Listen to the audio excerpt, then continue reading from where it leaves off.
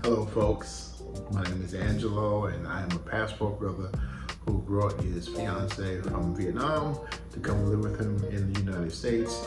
We got married last year. We've been married for about a year now, and she's got a green card, and we're trying to settle in to get our life together here in the United States. I want to talk to you about a few things today. One of the biggest things is that recently I reached the level of 500 subscribers to my YouTube channel.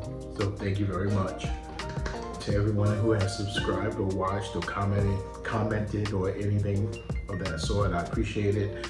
And hopefully it'll be a lot quicker to get to the next 500, and then we can monetize this channel and just start doing some amazing things. But until then, I will continue making these videos talking about the K1 visa process, the immigration process, and just the overall dating culture for men like me of my age who are in the second stage of life, after divorce or after breakup, whatever you want to call it, and we are now trying to make sure that we don't that we are not alone. So that's where we are with that. One of the things that I've been watching recently on YouTube is the issue that just came about with this guy, Richie Mack, who has the YouTube channel Zoom to Thailand. And I started watching Richie back in, years ago, back when I think he was still under 1,000 users when I first started watching him.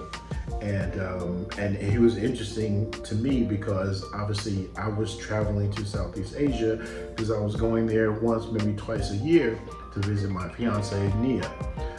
So it was really interesting to hear his take on the whole dating culture, passport bros movement, and the whole thing as it pertained to Thailand instead of Vietnam for me.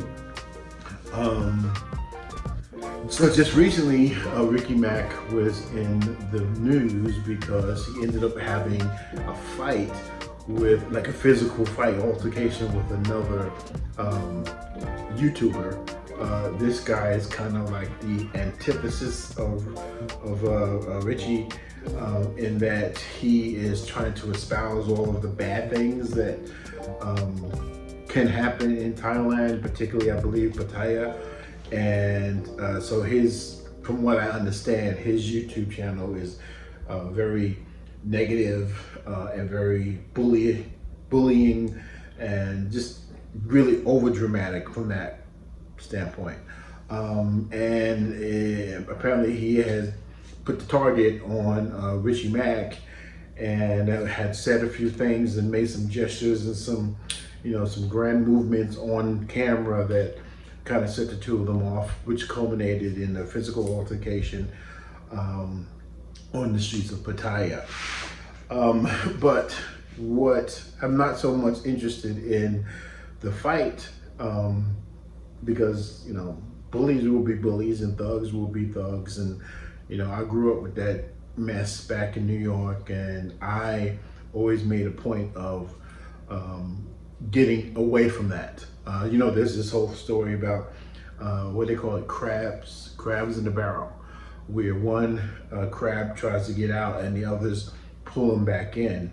And that's kind of what Richie Mack is facing because his YouTube channel is blowing up, it's doing really well. And he's turned it into a business, and from what I understand is thriving. He's got a fine young woman who is his mate and partner in this, and he's doing well. And so it's kind of natural, although unfortunate, that he has to deal with those other crabs that are trying to pull him back down. But I saw this coming. I knew this coming because the way that Richie articulates and showcases the lifestyle it's going to appeal to a certain type of person, and or at least draw the attention to a certain type of person. And that type of person is this other individual who just came out of the woodwork and accused Richie of making some lies, and accused Richie of showcasing only the good and not the bad. But that's his prerogative. And if only the good is his personal experience, then who the hell are you to tell him otherwise? But I've also heard that this guy is kind of like a bully, and I don't know. I know how I feel about bullies, and it's just not cool. But like I said, I knew that this was going to happen. I sensed it years ago, and particularly when I started to see the dynamic change of some of Richie's videos, and they started focusing on the women, and it just, to me, it just became less about relationships, and then more about trying to live that high life, and obviously that, like I said, appeals to a certain type of person, and which is kind of ironic, because when I watch Richie and Zoom to Thailand, and I watch him interact with his girlfriend, that's what draws me to his show, is that relationship, because it's very similar to my relationship with Nia, and that she takes care of me, she supports me, she energizes me, she rejuvenates me when I have to go out in the world and do whatever it is I need to do, and then come back home and try to get grounded again. She's there to help and support me, and so that's kind of why I tuned in, and I don't really care for all of the flashy stuff, and I never really did, but I know that there's a lot of people who do, and then there are a lot of people who are jealous that his show skyrocketed to success, and it can go nowhere but up, because he's got a lot of momentum behind him, and this movement of American citizens, particularly black men, going to other countries to meet suitable traditional women, it just gets bigger every day, and so I wish Kim the best. I'm going to continue watching the show.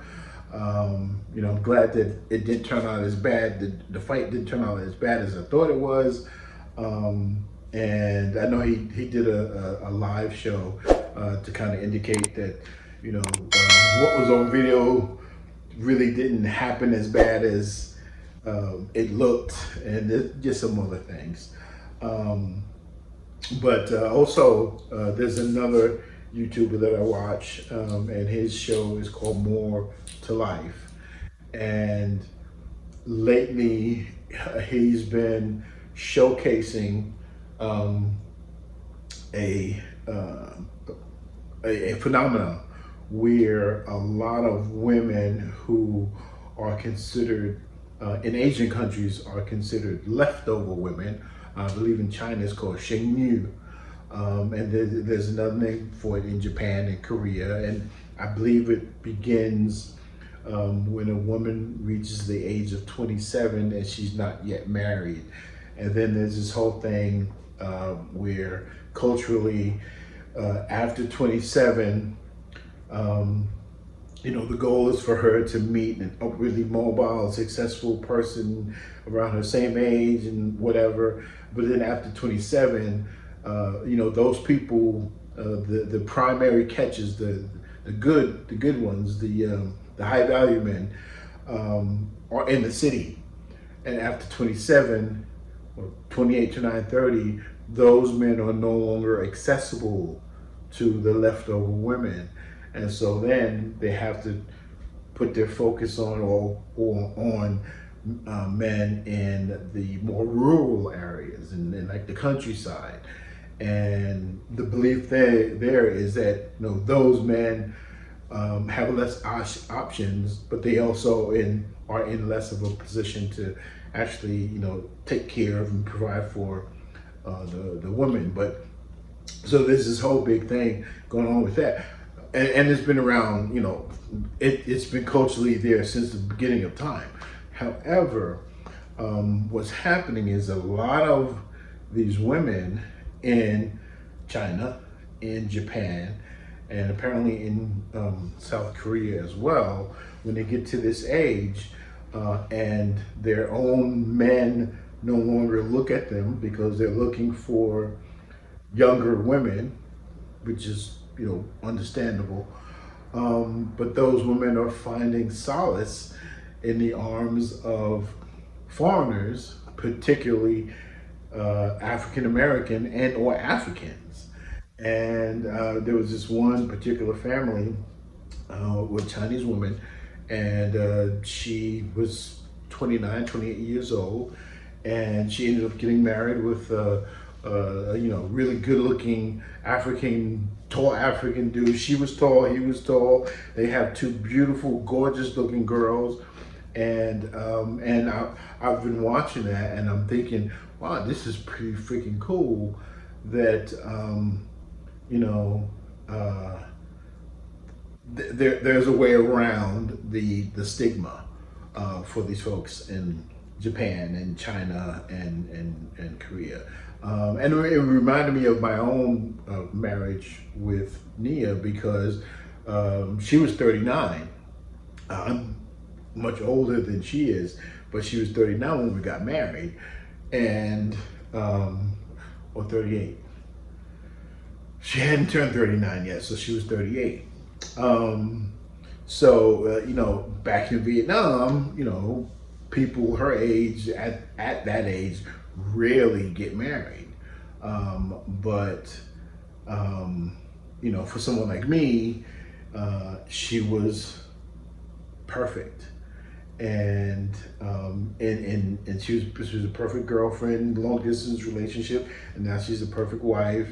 And we have the dynamic that works for us, and it's good to see that I was on the beginning, the front part of this new wave of how relationships are going around the world. So I'm really happy about that, and I just wanted to make a quick video just to let you guys know that there's a lot changing out there in the dating world and the marriage world, and particularly with the passport bros, there are two factions emerging, and there is definitely that sexual tourism aspect that exists, and it's not going anywhere, and it's all the men, all the races, all over the world who are visiting these countries to find women to have a good time with. So that's there. But what's kind of coming up, separating from that, are the men who, like myself, are in a second phase of life, meaning that they've gone through a long-lasting relationship or long-term relationship or marriage, and it's ended, and they're at an age now where you date with a purpose, and you're looking for someone to spend your last years with, so that you're not alone. And you still want it to be compatible, you still want to have fun, you still want to attack your bucket list, you still want to travel, you still want to have a good time and smile and laugh, and so we have a different set of goals when we're looking for a mate. And so that faction is out there too, of the passport bros, and those are the folks that I'm speaking to. So I'm not really interested or concerned with the under 30 crowd unless you are going through the K1 visa process, and then I can help you with that. I can help guidance to you that way. But in terms of being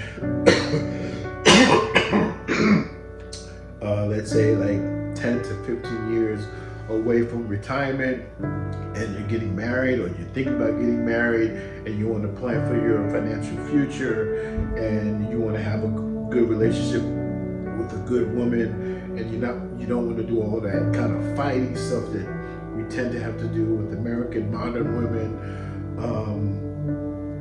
then please continue to watch, and I will be out there sourcing good stories and good information to bring to you, so that we can all have a good time and have a good partner to enjoy our good times with. And I think we can definitely do this. So thanks again for watching this video. I appreciate you. Please like, subscribe, and comment, and share it with a friend if you like, particularly someone who's considering getting married or going through the K1 visa process because they have a long distance relationship with someone, maybe in Southeast Asia, maybe in Africa, maybe in South America, wherever. And I will see you